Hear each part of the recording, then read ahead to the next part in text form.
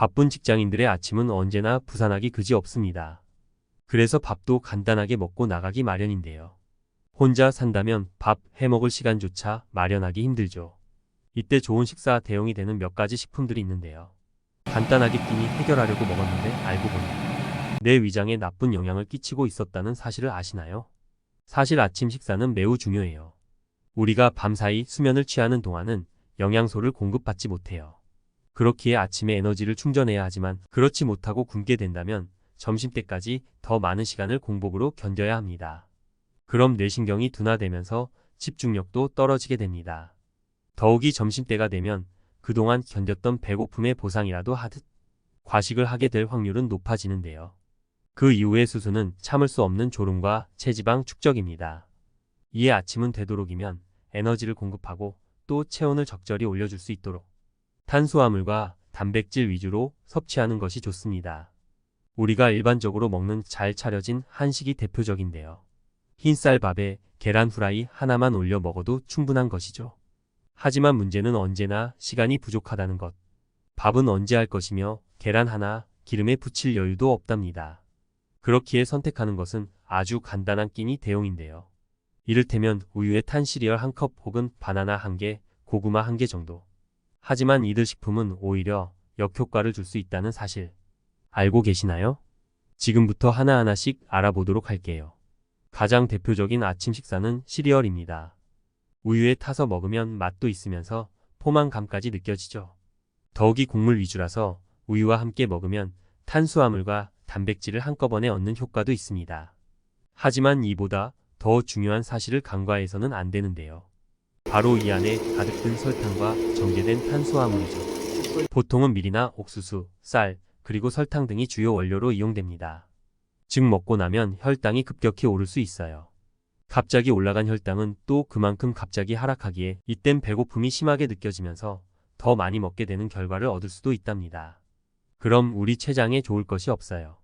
실제로 한 연구에 따르면 아침에 계란을 먹었을 때와 시리얼을 먹었을 때를 비교했을 때 계란이 배고픔을 덜 느꼈으며 소비 칼로리는 더 많았다고 해요.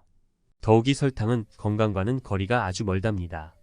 설탕을 코팅한 프로스티드 플레이크류의 시리얼은 1인분에 약 12g의 설탕이 들어있는데 이는 하루 섭취 권장량의 절반에 이릅니다. 하루에 먹어야 할 양의 절반을 이미 아침에 모조리 먹어버리게 됩니다. 반면 꼭 필요한 식이섬유나 단백질은 부족할 수 있어요. 시리얼을 꼭 먹고 싶다면 그릭 요거트나 베리류, 삶은 달걀 등으로 부족한 부분을 채워주면 좋습니다.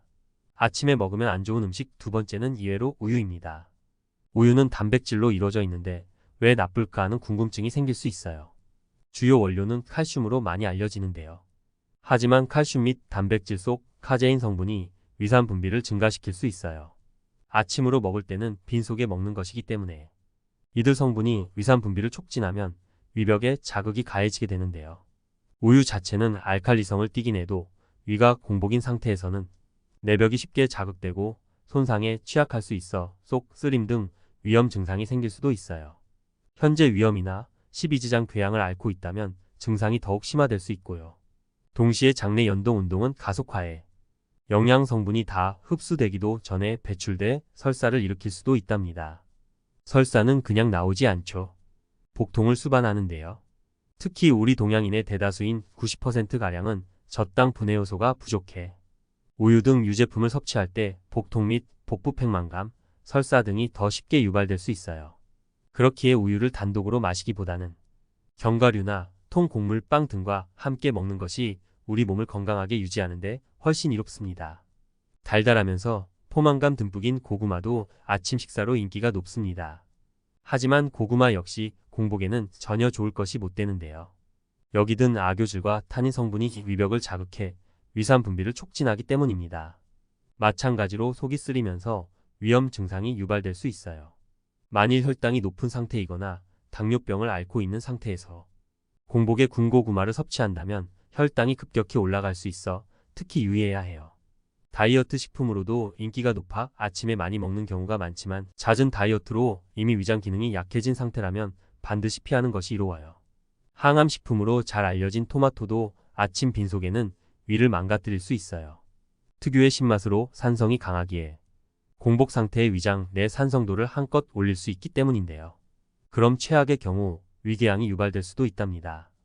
다량으로 든 팩틴 역시 위산과 결합하면 화학 반응을 일으켜 소화가 안 되는 덩어리로 변성할 수 있는데요. 그럼 위장을 막을 수 있고 이로 인해 위 내부의 압력이 높아지면서 소화 불량 및 복부 통증도 일으킬 수 있어요. 비단 토마토 외에도 산성 성질을 지닌 오렌지 등 감귤류는 피하는 것이 상책이랍니다. 바나나는 알칼리성을 띠기에 위장 내 산성 농도를 올리지는 않지만 마그네슘과 칼륨이 다량으로 들어있어요. 이에 아침에 공복일 때 섭취하면 혈중 마그네슘 및 칼륨 농도를 올려 전해질 불균형을 초래할 수 있답니다.